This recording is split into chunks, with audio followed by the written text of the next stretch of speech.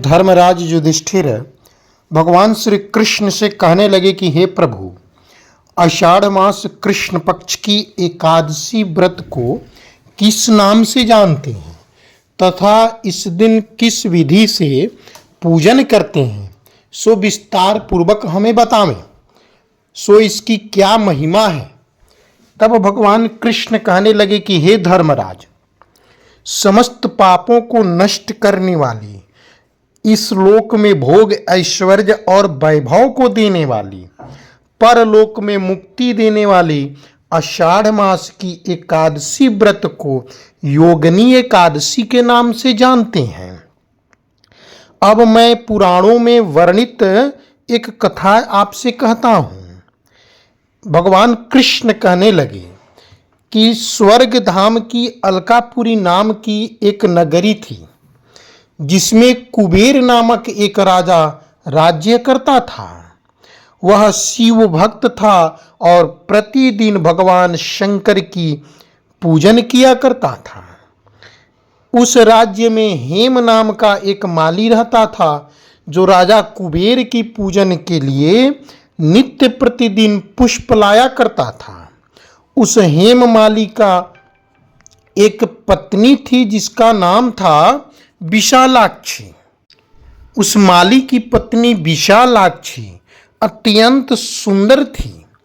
एक दिन की बात है कि वह माली मानसरोवर से पुष्प तो ले आया, परंतु कामवश होने के कारण वह अपनी स्त्री से हास्य विनोद तथा रमण करने लगा। इधर माली दोपहर तक पुष्प लेकर के राजा के पास नहीं पहुंचा, तो उधर राजा उसकी राह देखता रहा।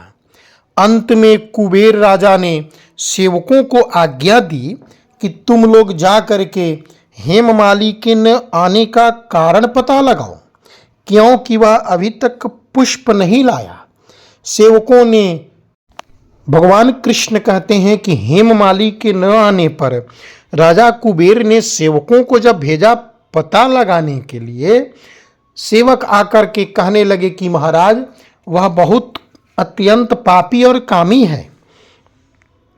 वह अपने स्त्री के साथ हास्य विनोद और रमण कर रहा है। यह सुनकर के कुबेर अत्यंत क्रोधित हो गए, और जब हेममाली सामने उपस्थित हुए तो राजा क्रोधित होकर के कहने लगा कि अरे पापी, नीच, कामी, तूने मेरे परम पूज्य ईश्वर के भी ईश्वर भगवान श्री शिव महाराज की अनादर किया है। इसलिए मैं तुझको श्राप देता हूं कि तू भी स्त्री का वियोग सहेगा और मर्त्यलोक में जाकर के कोढ़ी हो जाएगा। भगवान कृष्ण कहते हैं कि हे धर्मराज, कुबेर के शाप से हेममाली का स्वर्ग से पतन हो गया और वह उसी क्षण पृथ्वी पर गिर गया। भूतल पर आते ही उसके श्वेत कोढ़ निकल आए। उसकी स्त्री भी उसी समय अंतर्ध्यान हो गई। मृत्युलोक में आकर के उसने महान दुख भोगे। भयानक जंगल में जाकर के बिना अन्न और जल के भटकता रहा।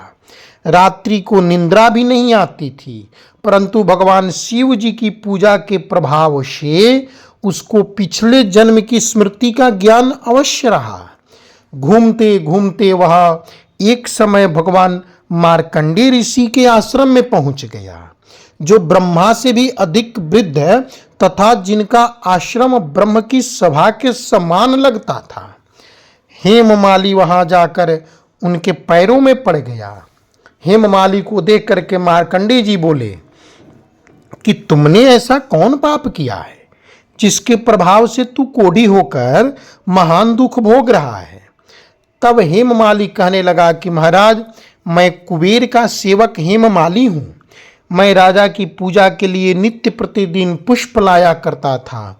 एक दिन मुझे अपनी स्त्री के साथ विहार करने में देर हो गई। दोपहर तक पुष्प लेकर नहीं पहुंच सका, तो उन्होंने मुझे शाप दे दिया कि तुझे स्त्री का वियोग होगा और मृत्युलोक में जाकर के कोढ़ी बनकर दुख भोगेगा। इस शाप से मैं कोढ़ी होकर अत्यंत दुख भोग रहा हूँ। हे प्रभु, ऐसा कोई उपाय हो जिससे मेरा दुख दूर हो जाए।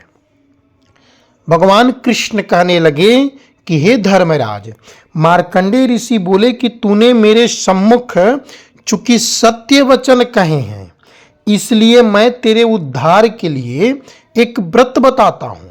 यदि तू आषाढ़ मास के कृष्ण पक्ष की योगिनी एकादशी की व्रत करोगे, विधि पूर्वक यत्न करते हुए जप करोगे, तो तेरे समस्त पाप नष्ट हो जाएंगे। यह सुन करके हेममाली अत्यंत प्रसन्न होकर के मुनि को साष्टांग प्रणाम किया। मुनि ने उनको अत्यंत स्नेह से उठाया। हेममाली ने भगवान श्री मार्कंडेय ऋषि के कथनानुसार विधि पूर्वक योगिनी एकादशी का व्रत किया और इसके प्रभाव से अपने पुराने स्वरूप में आकर के अपने स्त्री के साथ पुनः विहार करने लगा। भगवान कृष्ण कहते हैं कि हे राजन, यह योगिनी एकादशी का व्रत 88,000 ब्राह्मणों को भोजन कराने के बराबर फल देता है। इस व्रत से समस्त पाप दूर हो जाते हैं और अंत में स्वर्ग की प्राप्ति होती है। जय श्री कृष्णा।